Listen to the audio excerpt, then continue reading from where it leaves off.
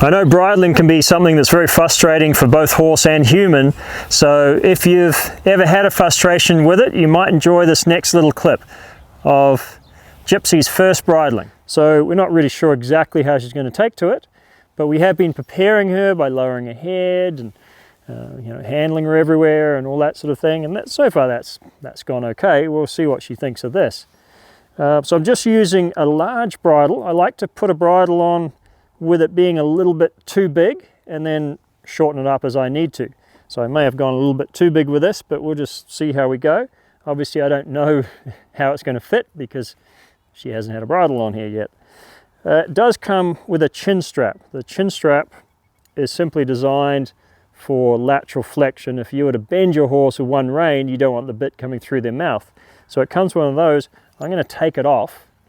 So it's all part of trying to make it a bit easier. I've made the bridle what I think will be oversized. I hope it will be.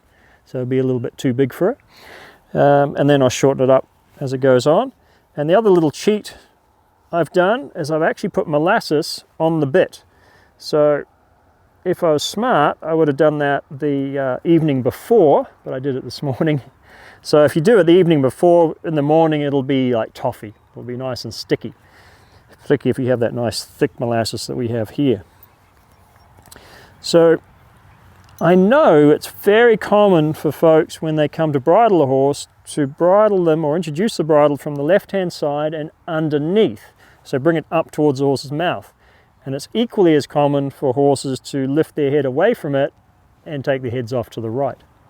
So I'm going to try and do it in a way that encourages the horse to lower its head and bring it a little bit towards me. And we've been doing that when we've been haltering and unhaltering, so hopefully there'll be a little bit of preparation there that'll help us.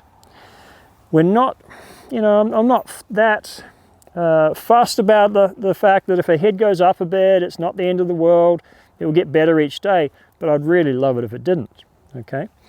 So, the idea here is I'm actually going to pass the bridle over to my right hand. Now we should be able to ask her to lower her head here. Okay, there we go. I'm not going to use my arm to keep her head there. If she needed to throw her head up, she'd throw her head up. Okay, and nor am I going to put my head directly over the top, or at least I'm going to try not to. I'm going to twist a little bit this way. So just by coming into this position, you can see how it's encouraged her to go down and head towards me. Now this is a neat little test here. She's done a great job. We know she's a low head sort of horse anyway, but being able to lower a horse's head through a field shows you that you've got a yield, a responsiveness to a yield. Them being able to keep their head down shows you they're relaxed about it. And there's been times I've been doing it where I've asked it to go down, it's gone down and up and down and up, and you know, so we've gone through little bits of that where she hasn't been so relaxed about it. We've just kind of persevered a little bit and she's gotten, yep, okay. It can just be one day to the next, you know, something's going on over there, they're not in the right frame of mind, so we may have to get them in that frame of mind before we ask for those sort of things. Okay, so here's what we're going to look for. So that will encourage her to bring her head over towards me. So to start with, I'm going to take that, and you can do things like putting it behind their chin and things like that. If they back up here, we'll just go with, she looked like she was, oh, you're just going to eat me. Okay, yeah, that's molasses on there. Oh, you like that? That's good.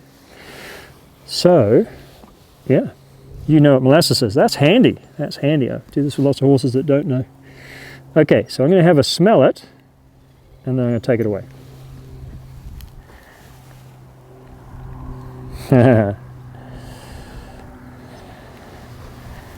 So let's see if I can't get your nose near it, and then take it away. So it goes away. Now, what would be really good is if she actually chased it a little bit. So she got the idea it was going away, so she started following it down. Because of course most horses go away from the bit. So I would love it if she went towards it. Now she's interested in it. Yep, she is. There you go. It is a bit of a cheat, the old molasses thing. Oh my goodness. Okay, we're just going to get this done. And it works great with about 25% of horses. I mean, they just absolutely go wild for it. And about 50% of horses It'll sweeten the deal in the beginning, probably won't have a lot of, you know, long-term benefit on its own. And about 25% of horses I come across, I don't care one way or another, it's that thing, I don't want it in my mouth. But, you know, it doesn't do any harm. It doesn't do any harm. We're just sweetening the deal. So I'm going to ask your head to come down a little bit here. Come down a little bit. Okay, she's definitely interested in the smell of that. Okay, that ear first, and then that ear. Now, as you can see, it's way too big. So I'm just going to take that, shorten it up. A lot of horses at this point would actually put their head in the air again. She's made it a lot easier for me by not doing that. Thank you very much. And I'm going to keep my bit, where she managed to twist around there, I'm going to keep it pretty loose. So no wrinkles, basically, is the idea. No wrinkles in our bits, and our mouth around the bit, no wrinkles when we put our underwear on, no wrinkles. I want her to be able to play around with it, and they will suck it back and chomp on it. They will push it forwards with their tongue. They'll put their tongue over it. If it ever touches their palate, their response tends to be, you know, palate's a pretty delicate part, to put their tongue over it to protect their palate. And then the next thing is they find out it's not very comfortable under their tongue either, so they play around.